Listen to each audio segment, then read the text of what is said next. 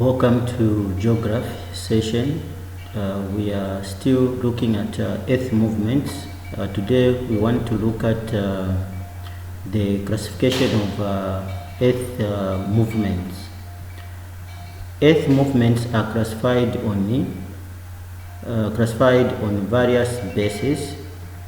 One of the bases of time taken by such movement, they are slow movements or sudden movements. Slow movements, these are movements which bring about changes on the Earth's surface gradually, slowly. The slow movement may take hundreds or thousands of years, so they act on the Earth's crust, either vertically or horizontally. So slow movements can result in any of the following like uplift, submergence, subsidence of the Earth's crust. Sudden movements, unlike slow movements, sudden movements bring about abrupt, immediate changes in the crust. Examples of sudden movements are volcanic eruptions, landslides, and earthquakes. These are examples of sudden movements. Vertical and horizontal movements.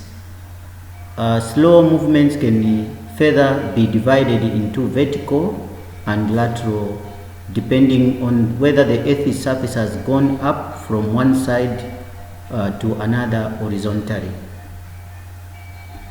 Vertical movements, they are up and down movements which cause crust rocks to fault. So they originate from the center of the Earth and affect the surface. So the vertical movements are also called epirogenic movements. Vertical movements are called epirogenic movements. Then vertical movements are slow and widespread. They cover a large area. Then do not bring changes in horizontal rock strata. The rock that is laying horizontally is not affected by these slow movements. Create continental plateau and oceans of large uplift. Subsidence occurs. Other features produced include block mountains, basins, and some types of escarpments. So these are features that result from these vertical movements, epirogenic movements. Then horizontal movements, we are done with vertical movements which are slow and widespread, do not bring changes horizontally in the rock that is laying flat, create continents, plateaus, oceans, and large uplift or subsidence occurs. Other features produce block mountains, basins, and some types of escarpments. Then horizontal movements. Horizontal movements are geographically called orogenesis. Okay, they are orogenesis. They are forces which act on the Earth's crust from side to side horizontally and cause the crust rock to fold. So they cause a lot of disruption in the horizontal layer strata. So horizontal movements produce landforms such as fold mountains, Rift Valley, block mountains. So you need to know what features are formed in vertical and what features are formed in horizontal movement of the Earth's crust. So in this case we are saying under horizontal you have fold mountains, rift valleys, block mountains, but in vertical we have block mountains too. Then we have basins, some types of escarpments are formed.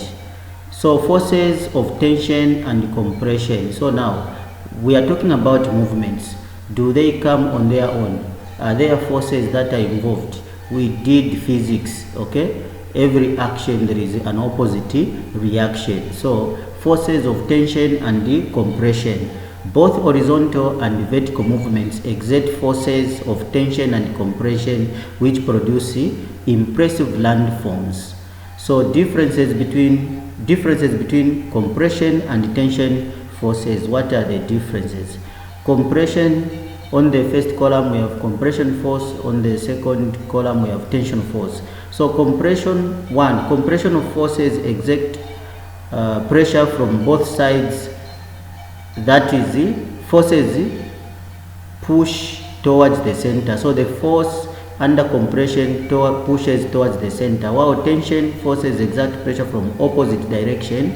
That is, forces pull the rocks apart in opposite direction, but for compression towards the centers. Then we have the pressure applied causes rock layers surface to crack and develop faults under compression. Then under tension, the pressure applied causes the rock layers or surface to crack and develop faults. So forces of tension. Tension is produced when the forces are working in opposite direction. So keyword, tension forces, they work in opposite direction, away from a given point or a plane. Tensional forces lengthens the Earth's crust, so it tends to increase in length. Under the influence of extreme tensional forces, the rock strata are broken or fractured because there is the opposite, okay, forces acting. So there will be a crack, a fracture, okay, a break in the continuity of the rock. Then forces of tension produce faults, and plane alone which displace the fractured rock strata takes place called the fault plane. Then landforms produced under tensional forces, also key. You need to know the landforms that are formed under tensional forces and compressional forces. Under tensional forces, we have Rift Valley, Brock Mountains, faults, and scarps. So here we have a diagram. So as you can see, this is tensional force causing faults to develop. So here we have rock layers here. Then we have tensional force. As you can see, there is a force moving from the center going this side, and another arrow going in this direction also. So they are acting in opposite direction, so they are more like pulling, okay, the rock, the strata. So these are layers. So as you can see, the faults have developed this line, which is here, and also which is here. It has developed. So if these forces are to continue, you find that this landform, this rock in the middle, which has been cracked into two, can sink down to form a valley, a Rift Valley. So if there is water collecting here, you have a Rift Valley lake formed. So this can sink down there, okay, to form a channel which you can call a Rift Valley. So this is how a Rift Valley is formed. So tensional forces pull to the opposite direction, cracks are formed into two, and then this may, due to weathering and other forces, this can sink down, okay, creating a very steep valley. So Rift Valley lakes, they are very steep, they are deep, okay. Then forces of compression.